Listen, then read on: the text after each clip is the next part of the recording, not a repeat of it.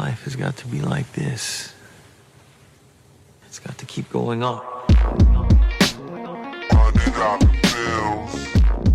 My name is Matthew Stanley. I'm 29 years old. I'm from Danbury, Connecticut. During the day, I'm an asphalt paving foreman, and by night, I do Raised on Blacktop, which is a marketing and merchandise company. So my initial goal for Raised on Blacktop was to just make some work gear for the weekend for me and my brothers. It was just something different that we could rock on the weekend, whether it was a light day at work on a Saturday or just going to like a family barbecue. We could rock something that still represented us, and it was something different than our regular work gear. But also the bigger purpose was to kind of make hard work cool, make hustle cool. We're in a niche industry in asphalt, so I want to share what we do within our industry, but I want to share it with other people and get them to not only respect what we do, just to respect the hustle, because amongst the next generation, that's not the coolest thing to do, is work non-stop. But if you find what you do and you love your work, then that leads to success in my mind. So I run 2 Instagram pages.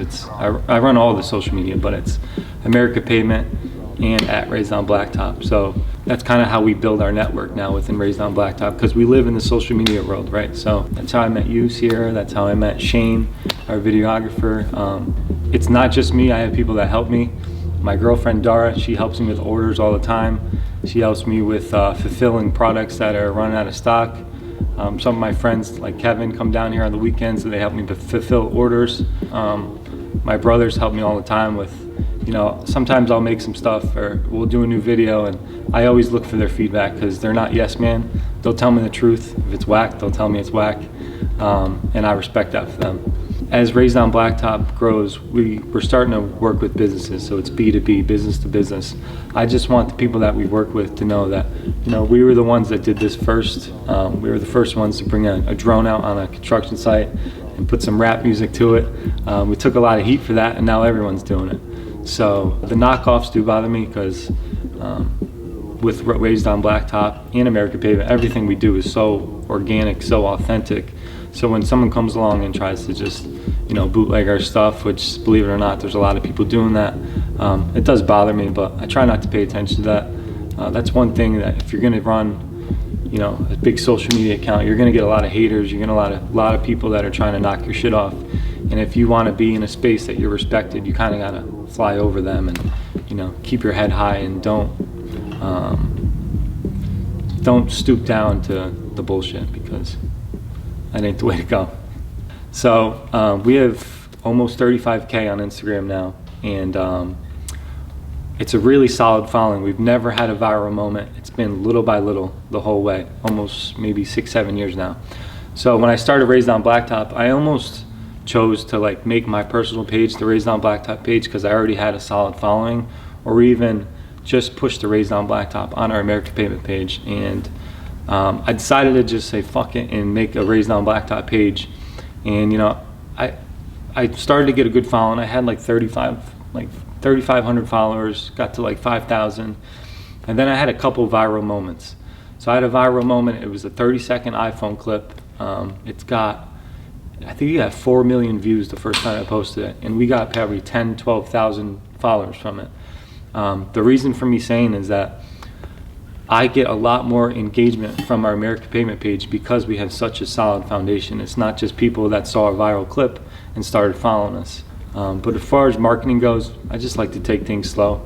Not looking for any home runs really. If they come, viral moments are cool, but don't depend on them, don't prey on them, because the more you just put out the content, let that follower count go, and let it take care of itself.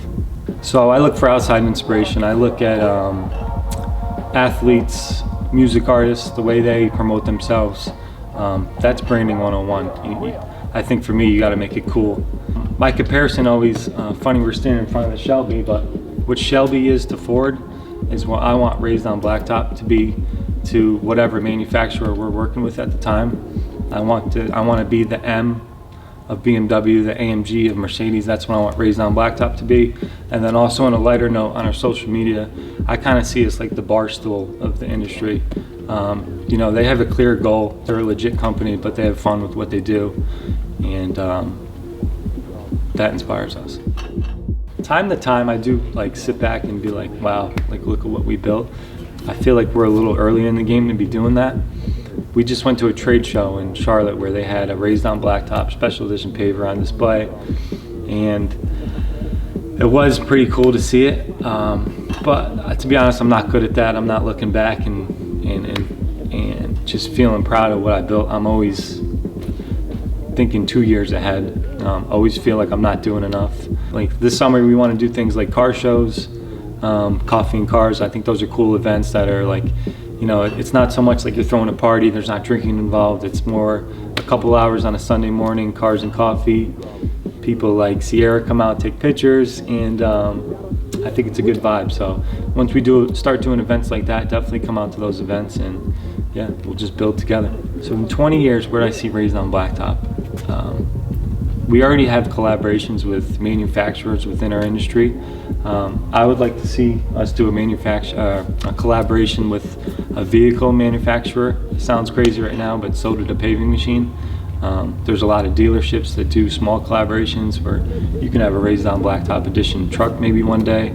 I do want to get into the basketball market, so that's also has to happen organically.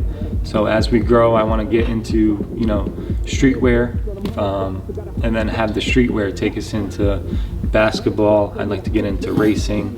Skateboarding's another outlet that Raised on Blacktop connect to. But 20 years, honestly, I would like if Raised on Blacktop pay the bills, and we can just go pave, take care of our customers, keep paving. I want my kids one day to grow up paving. I don't necessarily want them to just run a merchandise business. I think paving has been great for my foundation, for my brother's foundation. It teaches hard work. It teaches what real hard work is. So it'd be cool if one day Raised on Blacktop pays the bills and we can just go pay for fun and for content. I'm Matt Stanley, founder of Raised on Blacktop. Thanks for tuning in. $100 bill, real.